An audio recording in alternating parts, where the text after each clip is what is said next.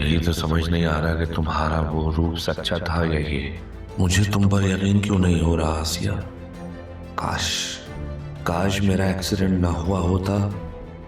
मैं अरमान से जाकर मिलकर क्लियर कर लेता। हाँ राशिद बोलो। जी सर, हो गया। गुड यार, हर जगह से रिकॉर्ड डिलीट कर दिया। यस सर, कर दिया। अब किसी का बाप भी नहीं पकड़ सकता कि इतना अमाउंट कब और कहाँ गया।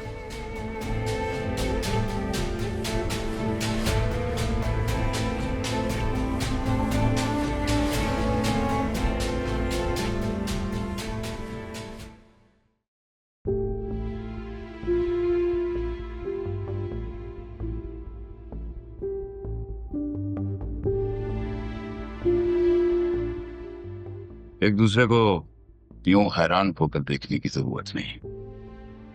बैठे।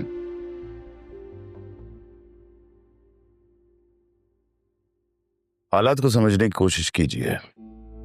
इस बिजनेस को तायाजान के बाद अदील साहब रन कर रहे थे।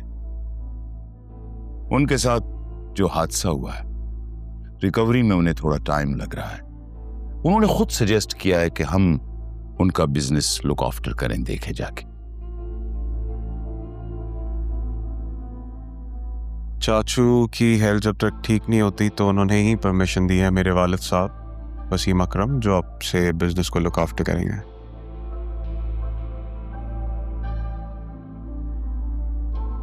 तो इस मुश्किल वक्त में आप लोगों का ताउन चाहिए। हम चाहते हैं कि आप हमारा साथ दें और आपकी हमदर्दियां भी हमारे साथ हो।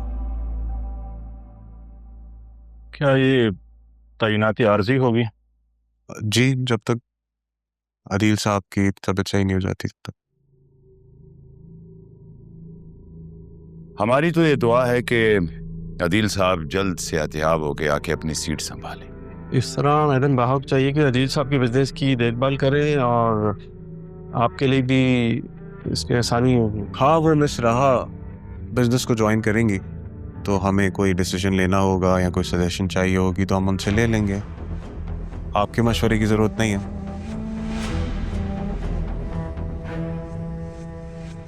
और आप लोगों को नई पॉलिसीज ईमेल कर दी जाएगी। अगर किसी को उन पॉलिसीज से कोई इख्तिलाफ हो तो बाहर जाने का रास्ता खुलाया जा सकता है।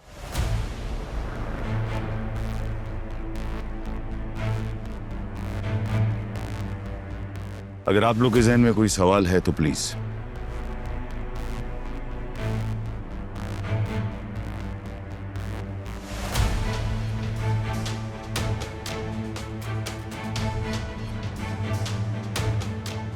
आप फिक्र ना करें सर, हम सब आपके साथ हैं।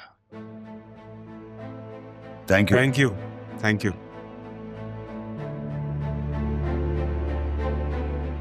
जमील साहब,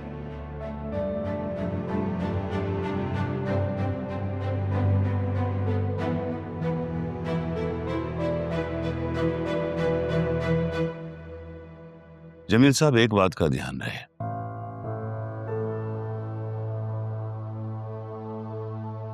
कबीर नाम का शख्स इस ऑफिस में दाखिल नहीं होना चाहिए।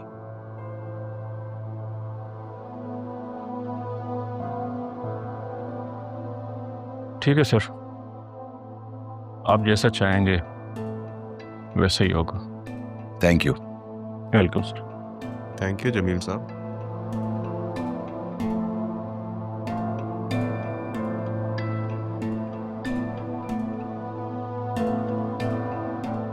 जरियुन,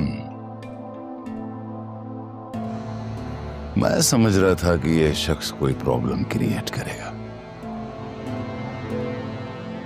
पर यह तो बहुत समझदार निकला। समझदार कैसे नहीं होगा डैड, इस उम्र में नौकरी जाने का डर किसको नहीं होता।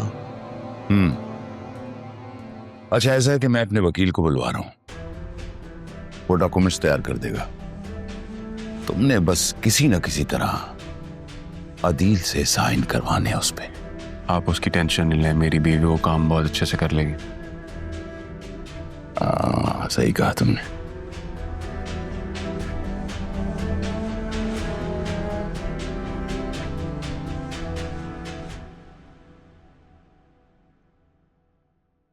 आसिफ, अदील को ज्यादा तकलीफ तो नहीं हुई ना? नहीं मैम, आप टेंशन ना लीजिए, बेशक मैं हैंडल कर लूंगा। ये सूप लाई हूँ, ये सारा पिलाना है। कोशिश करना पेट भर जाए, ऐसा ना हो 2-3 चम्मच पिलाओ और छोड़ दो। ओके बेगम साहिबा, मैं हैंडल कर लूंगा।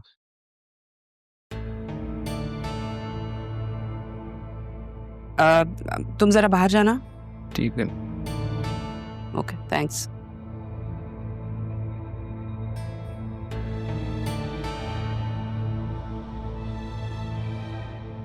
अदील, पता नहीं तुम मेरी बात पे क्यों यकीन नहीं कर रहे। मैं तो तुम्हारे सामने अपने आप को बदल चुकी थी उन लोगों की वजह से। कहती नहीं हूं लेकिन उनके जाने का बहुत दुख है। पता नहीं कहाँ ठिकाना बनाया होगा। मैं सोच रही हूँ कि ज़ैनबी से पूछती हूँ। तारा उनकी बहन है, राहा को उन्होंने पाला है। किसी और को पता हो या ना हो, ज़ैनबी को जरूर होगा।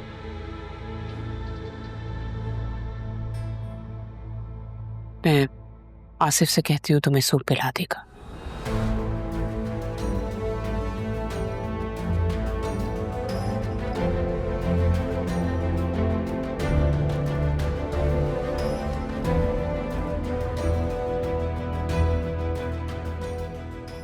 यही तो समझ नहीं आ रहा कि तुम्हारा वो रूप सच्चा था या ये।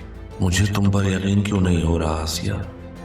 काश काश मेरा एक्सीडेंट ना हुआ होता। मैं अरमान से जाकर मिलकर क्लियर कर लेता।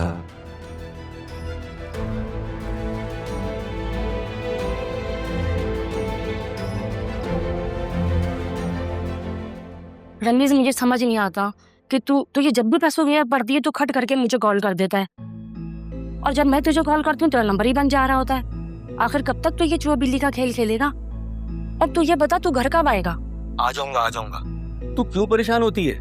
तुझे नहीं पता मैं किस मुश्किल में फंस गया हूँ। बस तू बेगम साहिबा के पास जा, उनसे कुछ पैसे उधार ले ले, उनको बता के मैं मुश्किल में हूँ। वो सब तो ठीक है, और वैसे भी आजकल तो वो बहुत दयालु हो रही हैं, वो बगैर मांगे ही दे देती हैं। जाकर मेरे अकाउंट में भिजवा दे। ठीक है, मैं तुझे पैसे भेज दूंगी, लेकिन देखिए आखिरी बार है ना, इनका फिर कभी पैसे नहीं भेजूंगी। और तू घर आ जा बस। दुआ कर, जिस मुश्किल में फंस गया हूँ ना उससे निकल आऊं। हाँ ठीक है, मैं करूंगी इंशाल्लाह दुआ, बस तू घर आ जा। खालदा। जी बेगम साहिबा। अरे भाई क्या हो गया है? कब से आवाजें दे रही हूँ तुम्हें। जी बेगम साहिबा बोले। तुम्हें क्या हो गया है? सब ठीक है ना? जी आप बोले। वो दरअसल ना रमीज की कॉल आई हुई थी, जब देखे पैसे मांगता रहता है, पता नहीं कहाँ छुप के बैठ गया है, आ भी मेरा घर पे। अच्छा कोई बात नहीं, टेंशन मत लो। मैं थोड़ी देर के लिए बाहर जा रही हूँ। अदील साहब के वो जो है ना केयर टेकर, उनको कुछ खाना सर्व कर दो, ठीक है? जी अच्छा ठीक है। गुड। शुक्र बच गई, फोन नहीं लिया मुझसे।